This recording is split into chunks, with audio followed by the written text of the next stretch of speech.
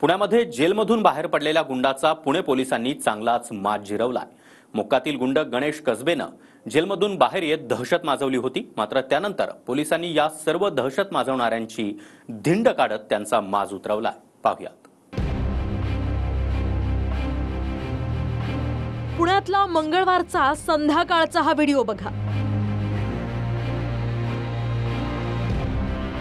दुचाकी आणि कारच्या माध्यमातून रॅली काढत दहशत निर्माण करणारा गुड्ड्या नावाचा हा गुंड आणि त्याच्या समर्थकांचा हा धिंगाणा।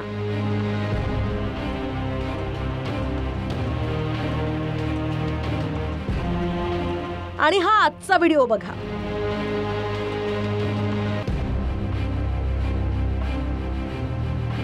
मंगळवारी बाप बाहेर आला अशी घोषणाबाजी करणाऱ्या गुंडांचा माज आज पोलिसांनी चांगलाच जिरवलाय।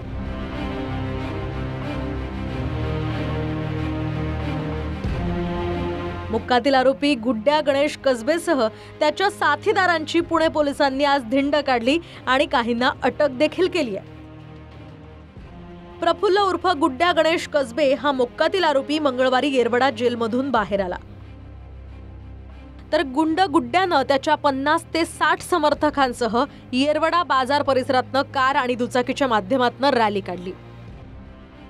रॅली काढत असताना गुंड गुड्ड्या आणि त्याच्या समर्थकांनी नागरिकांना शिवीगाळ केली आणि धमकावलं सुद्धा। दरम्यान गुड्ड्या गुंडाचा हा व्हिडिओ चांगलाच व्हायरल झाला। व्हायरल व्हिडिओ नंतर आता पोलिसांनी त्यांची येरवडा बाजार परिसरातनं धिंड काढली आहे। बुधवारी भर दिवसा एका तरुणीची सुऱ्यानं वार करत हत्या करण्यात आली। या हत्येचा व्हिडिओ पाहून कुणाचाही थरकाप उडेल एवढा भीषण हा व्हिडिओ होता। दरम्यान या हत्येनंतर उपमुख्यमंत्री अजित पवार यांनी पोलिसांच्या कार्यक्षमतेवर प्रश्नचिन्ह उपस्थित केलं होतं। राजकीय हस्तक्षेप हा नसला तर पोलिसांना काम करणं अजिबात अवघड जात नाही।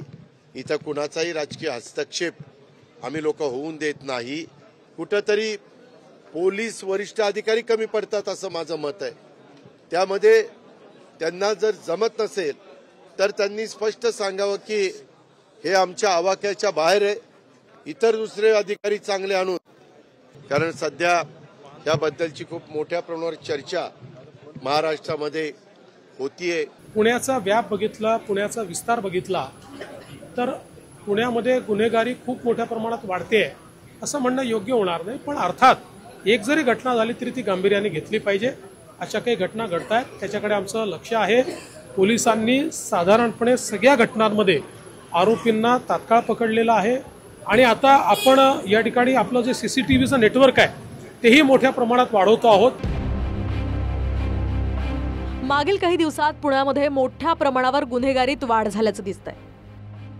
सोमवारी कोयता गँगच्या हल्ल्यात बिव्वेवाडी परिसरात एका तरुणानं आपल्या हाताचा पंजा गमावलाय। पुण्यातील कोथरूडच्या जिजाऊनगर परिसरात केवळ आपली दहशत राहावी म्हणून अनेक गाड्यांची तोडफोडही करण्यात आली। तर डेक्कन पोलीस स्टेशनच्या हद्दीत एका 17 वर्षीय तरुणीला कोयत्याचा धाक दाखवत लुटण्यात आलं। विद्येचं माहेरघर असणाऱ्या पुण्यात मागील काही दिवसांपासून सातत्यानं गुन्हेगारीत वाढ होताना दिसतेय। कधी कोयता गँगची दहशत तर कधी ड्रग्ज प्रकरण तर कधी अत्याचाराच्या घटना। यामुळे वेळीच गुन्हेगारांच्या मुसक्या आवळणं अत्यंत गरजेचं आहे। अजिंक्य धायगुडे, TV9 मराठी, पुणे।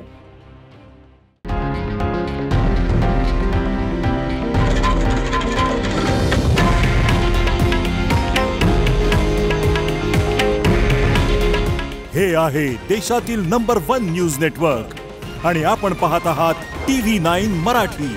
काळजी तुमची, हित महाराष्ट्राचं।